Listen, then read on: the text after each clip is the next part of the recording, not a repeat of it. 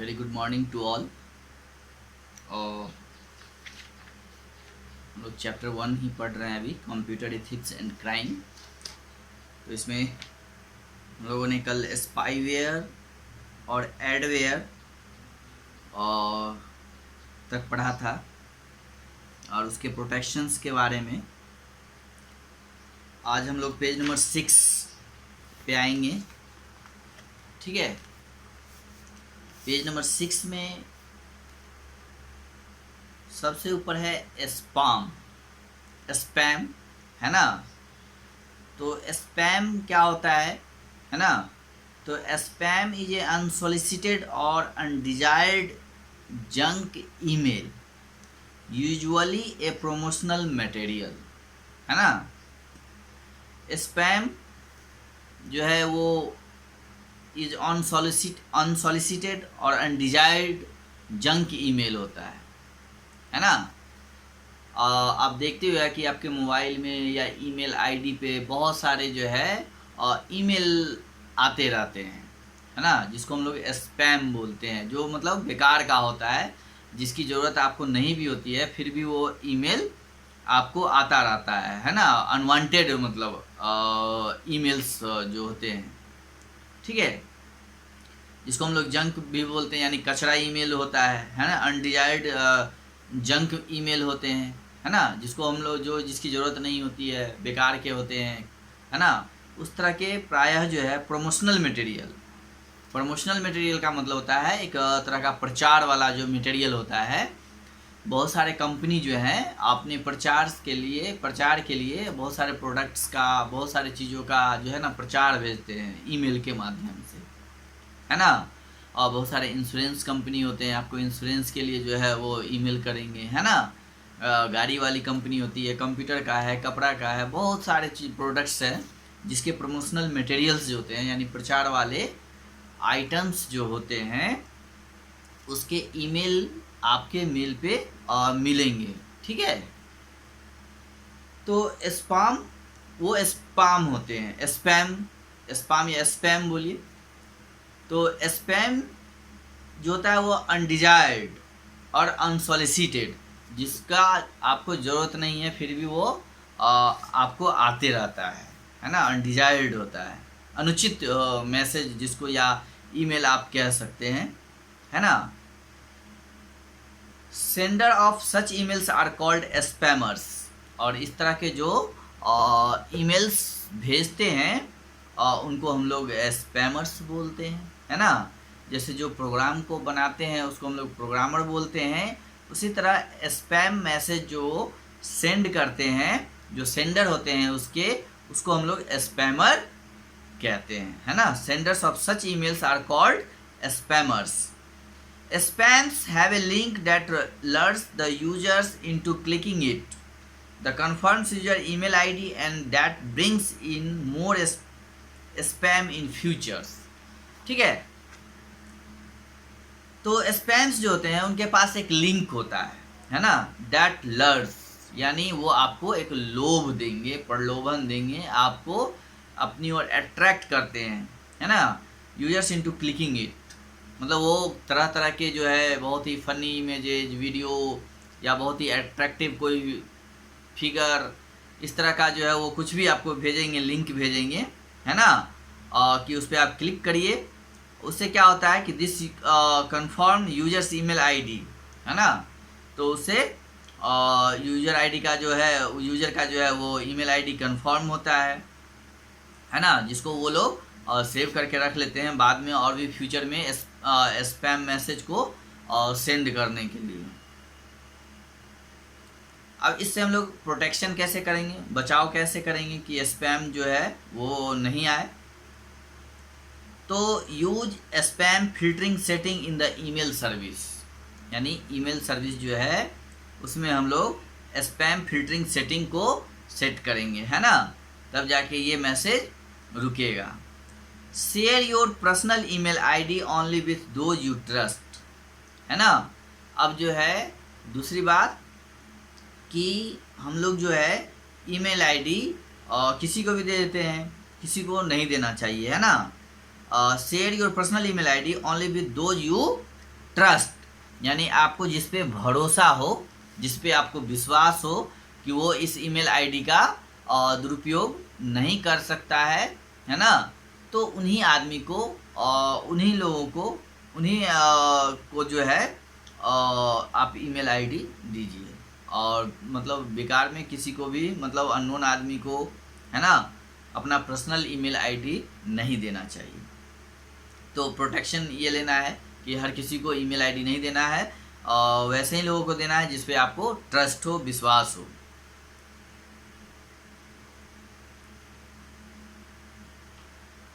उसके बाद do not display your email ID online for everyone to access, है ना, मतलब ऑनलाइन जो है ये डिस्प्ले नहीं करना चाहिए ताकि हर कोई इसको एक्सेस कर सके, है ना। Create separate email accounts for public use, और पब्लिक यूज के लिए उसके लिए एक अलग सेपरेट ईमेल अकाउंट्स आप बना लीजिए। Look out for spelling mistake and bad grammar in the mail, है ना। This mistakes are done by spammers to pass through the spam filter, है ना।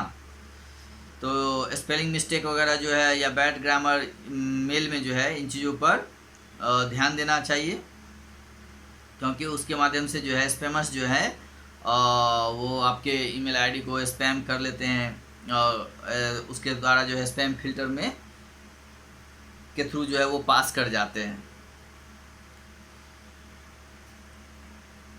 तो स्पैम मतलब कि जो फालतू के मैसेज होते हैं, है ना, अनडिजायर्ड मैसेज होते हैं जो आपको आते रहते हैं, यानी वो प्रमोशनल मटेरियल्स होते हैं, यानी वो कंपनियां जो है वो अपनी प्रचार के लिए, अपनी प्रोडक्ट्स के को सेल करने के लिए तरह तरह की चीज़ें जो है आपको उसका ईमेल जो है आपको भेजते रहते हैं। चलिए, अब नेक्स्ट है fishing and farming. Fishing and farming, तो फिशिंग यानी fraudulently acquiring sensitive information from the users by impersonating trusted website like banks and e-commerce merchants etc. It is called phishing. Phishers target the details like pins, passwords and answers to security questions, है ना। Phishing occurs generally in the form of an email or through a legitimate sounding phone calls, है ना। तो fishing क्या होता है, यानी गलत तरीके से फ्रॉड करके, है ना, फ्रॉडुलेंटली एक्वायरिंग सेंसिटिव इंफॉर्मेशन। वो क्या करते हैं कि फिशिंग क्या होता है, जिसमें आपको एक फ़ोन आएगा, है ना, गलत तरीके से, फ्रॉड जो होते हैं, झूठा फ़ोन, है ना, और जो है जैसे कि trusted impersonating trusted website like banks, e commerce, merchants. और जैसे हम लोग सुनते हैं, आप लोग भी सुनते होंगे कि बहुत सारे लोगों का पैसा अकाउंट से गायब हो गया, है ना। कैसे गायब हो जाता है, तो बहुत सारे जो फ्रॉड लोग होते हैं, है ना, वो क्या करते हैं कि लोगों को फ़ोन कर देते हैं कि मैं बैंक से बोल रहा हूँ, है ना। Trusted website like banks, e commerce या मर्चेंट्स, या मैं कोई व्यापारी बोल रहा हूँ, है ना, कोई मर्चेंट्स का नाम ले लिया, या बैंक से बोल रहा हूँ, या फिर ई कॉमर्स वाले, है ना, इस तरह से बोल के कि हम आपके बैंक से बोल रहे हैं, आपका एटीएम जो है ख़राब होने वाला है, एक्सपायर होने वाला है ना, तो उसको जो है आप फिर से नया आपके लिए अप्लाई कर दीजिए। तो इसी तरह आपको कुछ कुछ बोल बोल के वो आपसे फ्रॉड कर लेता है, और आपका पिन उन पूछ लेगा, फिर कुछ मैसेज भेजेगा तो बोलेगा उसका OTP दीजिए, है ना। इस तरह से वो आपके अकाउंट से फ्रॉड कर लेता है, तो फिशिंग होता है। तो फिशिंग में उससे आपसे जो मतलब जो सेंसिटिव इन्फॉर्मेशन होते हैं बहुत ही, उसको वो आपसे चुराता है, गलत तरीके से बोल करके आपसे वो सारा इन्फॉर्मेशन ले लेता है ना।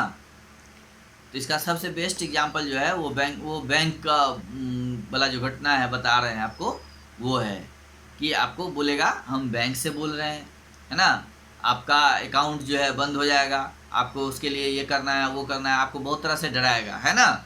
जबकि बैंक इस तरह का कोई फ़ोन कॉल किसी कस्टमर को नहीं करता है। जैसे ही इस तरह की अगर कोई फ़ोन आए आपके पास कि मैं बैंक से बोल रहा हूँ फलाना, है ना, तो आप समझ जाइए फ्रॉड है, क्योंकि बैंक किसी को फ़ोन नहीं करता है जल्दी, है ना। अगर वो करेगा भी तो आपको ब्रांच में बुलाएगा, ठीक है। तो इस तरह से जो गलत तरीके से किसी के अकाउंट से पैसा निकाल लेना, है ना, झूठ बोल करके आपका इन्फॉर्मेशन चुरा लेना, ये सब फिशिंग होता है ना, यानी लोगों को फंसा लेना। जैसे मछलियाँ को हम लोग जाल में जो है बंसी से फंसाते हैं ना, उसमें कुछ भी चारा लगा के थोड़ा सा देते हैं उसको लोग खाने के लिए। जैसे वो खाने आता है तो उसको लोग उसके वो फंस जाता है उसमें और लोग उसको निकाल लेते हैं। उसी तरह फिशिंग भी होता है, जो फ्रॉड होते हैं वो आपको गलत तरीके से फ़ोन करके आपके सारे इन्फॉर्मेशन को चुरा लेता है और आपके अकाउंट से पैसे डिटेल्स और सब को गायब कर देता है।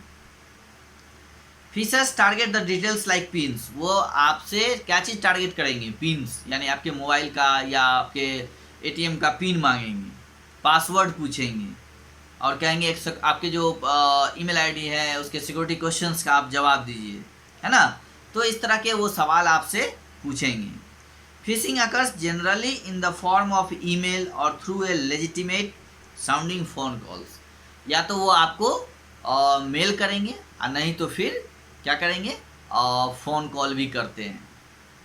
इस तरह से फ़ोन कॉल करके या मेल भेज करके जो है आपको बोला जाएगा कि सारा इन्फॉर्मेशन इस फॉर्म में फिल कर दीजिए और फिर हमें भेजिए, तो वो आपसे सारा इन्फॉर्मेशन इस तरह से मांग लेता है। तो ऐसी गलती हम लोगों को नहीं करना है। जो भी अननोन सोर्स से अगर कोई ईमेल आए, अनजान लोगों का ईमेल आए, तो वैसे ईमेल्स को ओपन ही नहीं करना चाहिए। सबसे पहली बात, जिसको हम लोग नहीं जानते हैं जिस पर्सन को, वैसे आदमी का ईमेल खोलना ही नहीं चाहिए। नेक्स्ट है farming. When website traffic is redirected to another unauthorized fake URL, then it is called farming. अब कभी कभी क्या होता है कि बहुत सारे वेबसाइट्स के ट्रैफिक होते हैं जो जब रीडायरेक्टेड होते हैं, है ना, यानी एक डायरेक्शन से मतलब दूसरे रास्ते से जब वो जाते हैं और redirected to another unauthorised fake URL, that is called pharming, है ना। तो इट इज कॉल्ड फार्मिंग। तो फार्मिंग में क्या होता है कि जब वेबसाइट्स का ट्रैफिक होता है तो जब रीडायरेक्टेड होता है अनदर अनऑथराइज्ड फेक URL के थ्रू, है ना। URL means uniform resource locator, तो वो फार्मिंग कहलाता है। Hacker somehow get access to the website servers and manipulate the configuration files which identify the servers as host website on the internet. तो उसमें farming में क्या होता है कि हैकर्स जो होते हैं किसी भी तरह समहाउ, है ना, वो आपके वेबसाइट को सर्वर तक जो है वो पहुंचना चाहता है ना, किसी भी तरह से, और वो उसको मैनिपुलेट करना चाहता है, यानी आपके वेबसाइट्स के पूरे IP एड्रेस को, ये जो भी उसके अंदर इंफॉर्मेशन है, जो कॉन्फ़िगरेशन है, जो सेटिंग है ना, उन सारे को वो चेंज कर देना चाहता है ना। और चेंज करके और जो है और उसका होस्ट वेबसाइट जो सर्वर है as a host website on the internet, तो उसको वो सब कुछ चेंज कर देना चाहता है और उससे सारा आपका क्या करेगा, फिर इंफॉर्मेशन और गायब कर देगा। तो ये फार्मिंग होता है। इससे हम लोग प्रोटेक्शन कैसे लेंगे, कैसे बचेंगे, तो install anti fishing software. Fishing से बचने के लिए हम लोग क्या करते हैं कि एंटी फिशिंग सॉफ्टवेयर डालते हैं, है ना। फिर next point, never give away any sensitive information related to the finance and security like pins, password, bank balance, transaction details, identification number etcetera in reply to undesired emails and never on phone, है ना। अब देखिए इससे कैसे protection लिया जाएगा। तो पहला तो एंटी फिशिंग सॉफ्टवेयर, और दूसरे में never give away in any sensitive information related to the finance and security, है ना। तो कभी आप किसी को कोई भी सेंसिटिव इंफॉर्मेशन मत दीजिए रिलेटेड टू द फाइनेंस, यानी पैसों से रिलेटेड, है ना, या सिक्योरिटी से रिलेटेड। जैसे अगर आपसे कोई पूछ दे कि आपके एटीएम का पिन क्या है, आपके एटीएम का सीवी नंबर क्या है ना, एटीएम कार्ड का नंबर क्या है, उसका एक्सपायरी डेट क्या है ना, तो ये सब चीज़ किसी को भी नहीं बताना चाहिए। उसका पासवर्ड क्या है ना, या आपसे कोई पूछे बैंक बैलेंस क्या है तो उसको भी नहीं बताना चाहिए। ट्रांजैक्शंस डिटेल्स के बारे में पूछे तो भी नहीं बताना चाहिए, है ना, या कोई भी आइडेंटिफिकेशन नंबर किसी को नहीं बताना चाहिए। और in reply to undesired email and never on phone, है ना तो फ़ोन पे और ना ही किसी अनडिजायर्ड ईमेल पे किसी को रिप्लाई देना चाहिए। उसके बाद always cross check the source of email and phone call with the concerned agency, है ना। जैसे ही आपको कोई फ़ोन आए, है ना, ईमेल आए, तो सबसे पहले क्रॉस चेक करना है। आप बैंक लगा के बैंक में फ़ोन लगाइए और बैंक वालों से पूछ लीजिए कि इस तरह से हमें एक कॉल आया था जिसमें सारा डिटेल्स मांगा जा रहा है। तो बैंक वाला आपको बताएगा कि हाँ हाँ इस तरह का, अगर सही बात है तो वो बताएगा, नहीं तो बोलेगा नहीं ये बिल्कुल गलत है, और वहाँ से आपको कंफर्म हो जाइएगा। तो इस तरह से आप बच सकते हैं। तो क्रॉस क्वेश्चन करना चाहिए, क्रॉस चेक करना चाहिए, है ना। जैसे ही आपको कोई फ़ोन करे कि बोले कि मैं बैंक से बोल रहा हूँ, ठीक है, तो उसकी सारे बातों को सुन लीजिए, लेकिन उसको कोई भी रिप्लाई मत दीजिए, उसके किसी भी क्वेश्चंस का जवाब मत दीजिए, और उसके फ़ोन को काट के और जो है बैंक में फिर फ़ोन करके या बैंक विजिट करके, बैंक जा करके आप वहाँ पता कर सकते हैं कि इस तरह के डिटेल्स हमें फ़ोन से मांगा जा रहा है या फिर ईमेल के द्वारा मांगा जा रहा है, ठीक है। Today, all authentic agency like banks and merchants have their own secured apps for the transaction. Download and use them on your mobile phones instead of unknown third-party apps. करा कि आज के डेट में जितने भी ऑथेंटिक एजेंसी हैं, है ना, जितने भी अधिकृत एजेंसी हैं जैसे बैंक है या कोई मर्चेंट्स हैं, उन सारे का अपना एक मोबाइल ऐप होता है, एक सिक्योर्ड ऐप होता है, सुरक्षित ऐप है ना। उसको हम लोग डाउनलोड करें और उसी से ट्रांजैक्शंस या जो भी काम है उसका उससे करें, है ना। सिवाय कि मतलब जो अनडिजायर्ड या अननोन थर्ड पार्टी ऐप्स है उसको हम लोगों को यूज नहीं करना चाहिए। Phisher address their targets with fancy terms like valued customer, है ना। वो आपको वैल्यूड कस्टमर करके कुछ इस तरह से बताएगा कि आप हमारे सबसे बेस्ट कस्टमर में से हैं, या इस तरह का कुछ भी आपको प्रलोभन दे देगा, है ना। But genuine agency will address you by your correct name, है ना, और users name, customer ID etcetera. लेकिन जब अगर ओरिजिनल फ़ोन होगा, जेन्यून फ़ोन होगा, है ना, तो आपको बैंक आपके नाम से, है ना, आपका जो सही नाम होगा उस नाम से, या आपका यूजर नेम जो होगा या कस्टमर आईडी जो होगा वो नाम लेकर के आपको बताएगा और फ़ोन करेगा। Regularly check your financial statements and account details, और हम लोगों को हमेशा अपना फाइनेंशियल स्टेटमेंट यानी बैंक का जो स्टेटमेंट्स है उसको हमेशा चेक करते रहना चाहिए, अकाउंट्स के डिटेल्स को हमेशा चेक करते रहना चाहिए, है ना। तो इससे क्या होगा कि आपको आइडिया लगते रहेगा, ठीक है। Secured socket layer certification is done for website bye non authorised certification authority.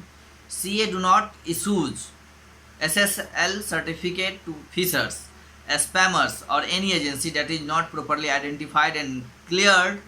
Check the website certificates icon on a padlock in the address bar.